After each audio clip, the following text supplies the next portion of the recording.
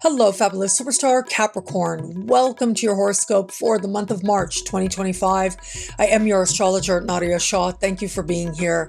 It is a remarkable astrological month. There are important factors taking place now, and I think that this time is so special.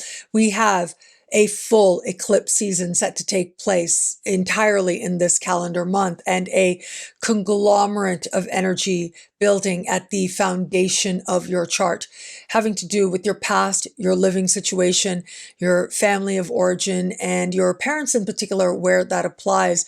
And in many ways, you are restructuring the foundations of your life, the ground on which you stand.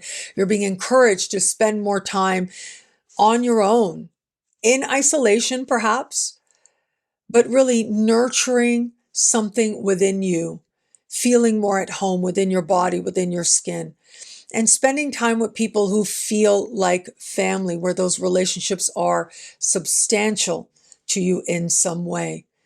It's about ensuring that the ground is strong so that you can grow forward in all kinds of directions going forward from here. But yeah, this part of the sky is super active. That's where most of the focus is going to go, but not all of the focus. And that's where I'm going to start with the first eclipse of this month.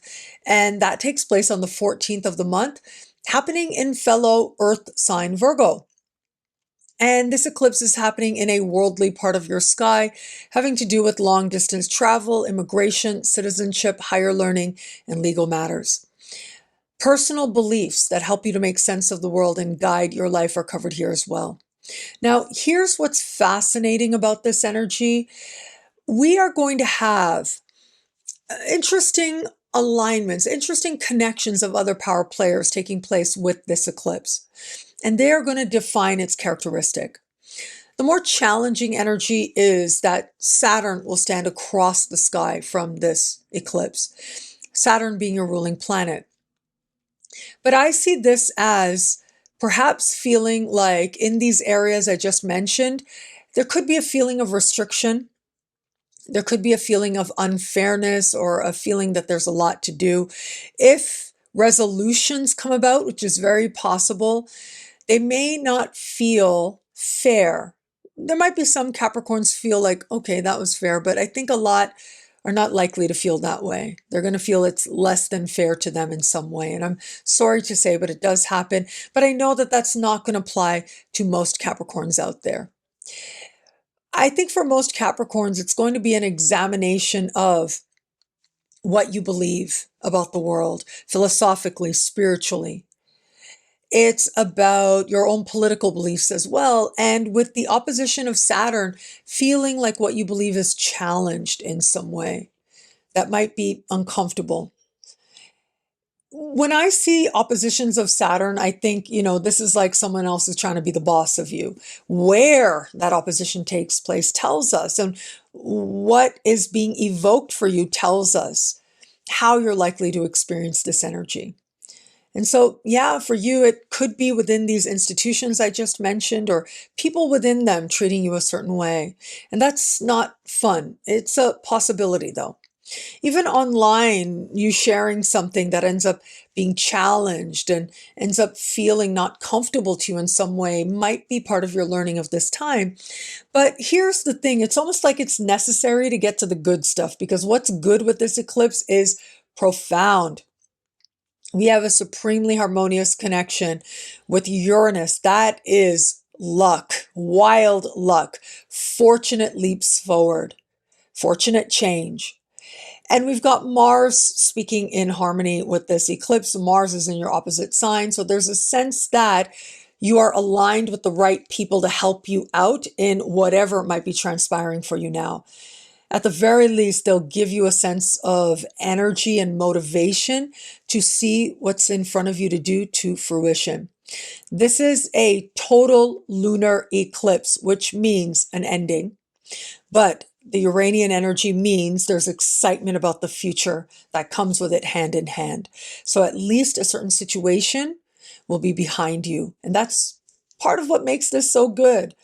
That as a result of a challenging situation being behind you, whether or not you have a choice in that, It opens up the world to you, in some cases, quite literally so. It makes it possible for you to now claim a spirit of adventure. And very quickly, you will see that whatever needed to change, whatever needed to end, actually is the great blessing. Whether or not it was comfortable, whether or not it was fair, it ends up helping you to feel as if your horizons expand very quickly and joyously at this time as well. So I mentioned the part of the sky lit up is the foundation of the chart. And it is here that there's a sense of you being aware of what is the strength of what you want to build now so that you can continue to grow forward from there. But I do think that a lot of this energy to me says you just want to spend time with your family and people who feel like family. There's an idea, creativity that you're nurturing in some way that's personal, in some cases, deeply personal now. Here's the thing. I'm going to start talking about some of the specific energies because there's a lot happening in this part of the sky. The day after the eclipse we just spoke of, while in eclipse season, we are going to have Mercury standing still in the sky. And this is the very beginning of Mercury retrograde. The shadow starts at the very beginning of the month. And as Mercury stands still, it is at what astrologers call 9 degree of Aries. So the sky is divided into 12 signs. Each sign has 30 degrees, right? The sun moves 1 degree a day, 30 days, 12 months. And so the entire circle is 360 degrees. And it is going to be at the exact same degree, at 9 of Aries, that we are on the 29th of this month also going to have a solar eclipse. And I find this rather remarkable, I will say. A station of Mercury, of all the 360 degrees this planet can be stationed, it stations at the same degree as a solar eclipse. That's huge. That is massively important energy here now. And so here we are, and we have here whatever takes place at that solar eclipse. And solar eclipses bring with them new beginnings, sometimes very sudden, seemingly out of nowhere. But in this case, these are very fortunate new beginnings. That eclipse at the end of the month is speaking in harmony with Pluto and in harmony with Jupiter. And if you work from home, if you work with homes, these are energies of prosperity. But it is for you that as these energies stir at the foundation of the chart, all kinds of new possibilities open up personally and otherwise as well. So power moves, money that comes about as a result of what you're doing in your own time and space. Now that breakthrough comes, new opportunity that just shines so bright becomes so possible for you. But whatever takes place, it is not going to be just brand spanking new because it's going to connect to what was happening right after the eclipse mid-month. It's going to connect to that Mercury retrograde in some way. And in that way, it is possibly a return to a matter having to do with this foundational part of your life that we've been talking about now. There's that. But there's something else, and that is Neptune. It is going to be on the 30th of the month that Neptune moving forward is going to move into the foundation of your chart. But what's more interesting is where Neptune leaves. Neptune is leaving a mind and communication part of your sky where you have had Neptune since 2012. And now as Neptune moves forward, Neptune is going to just dip into this part of the sky between the 30th of March and the 22nd of October, at which time Neptune will retrograde back into mind, communication, learning. And then in time for Valentine's Day next year, Neptune will move forward back to the foundation of your chart.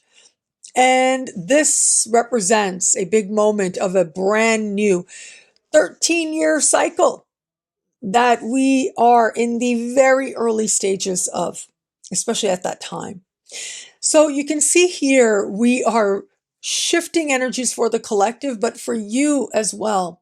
Now, I think one of the first things that happens as we get that move out of that mind part of the sky is you start feeling like you can think a lot clearer.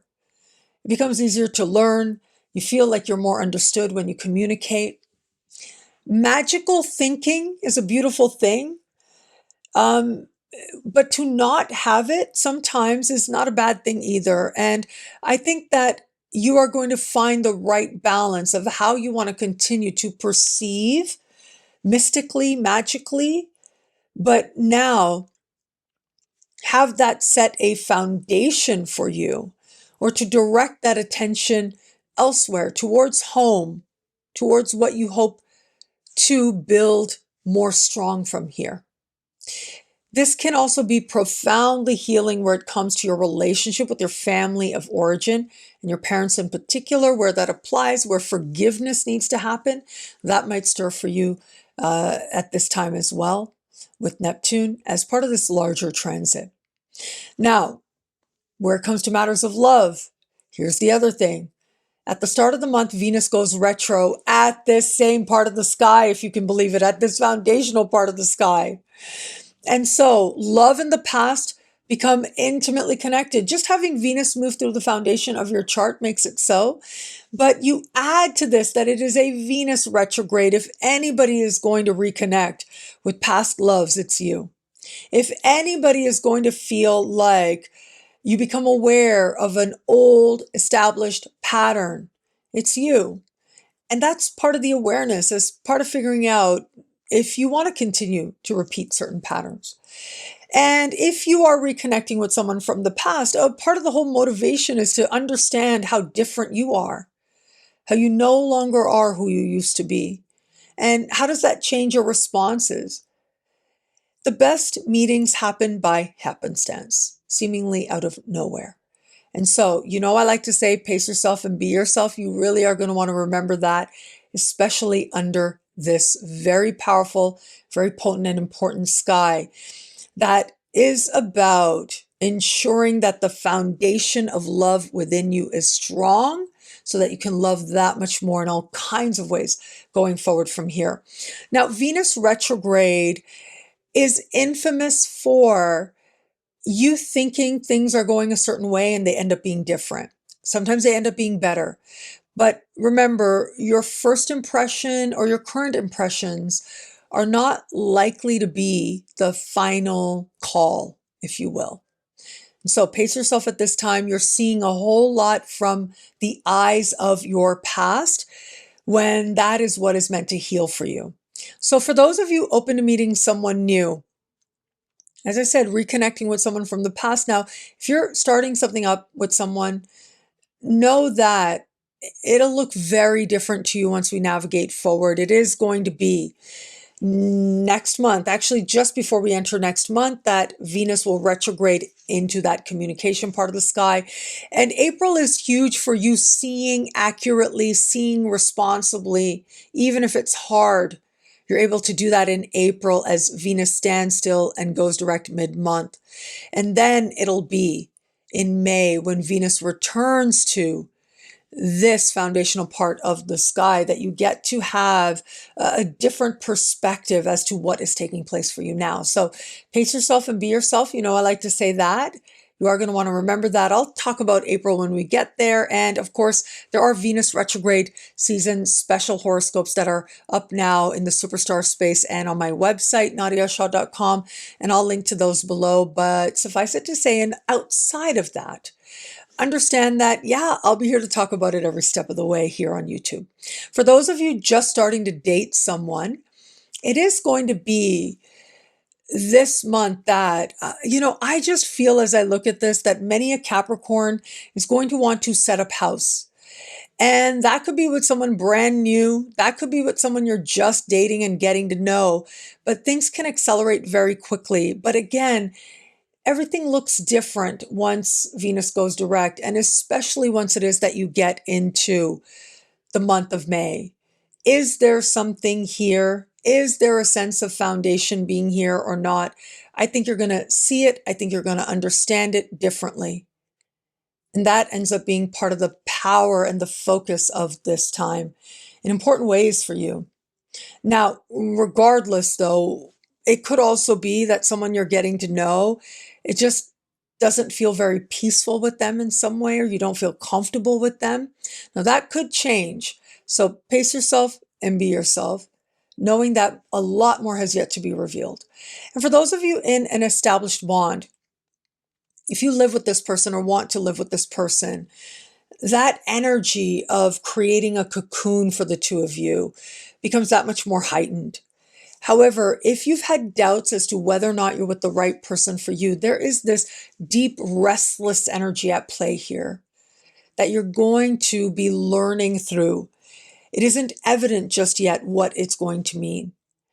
There's a sense of not being at peace at home in some way. Again, that could be within you or your environment.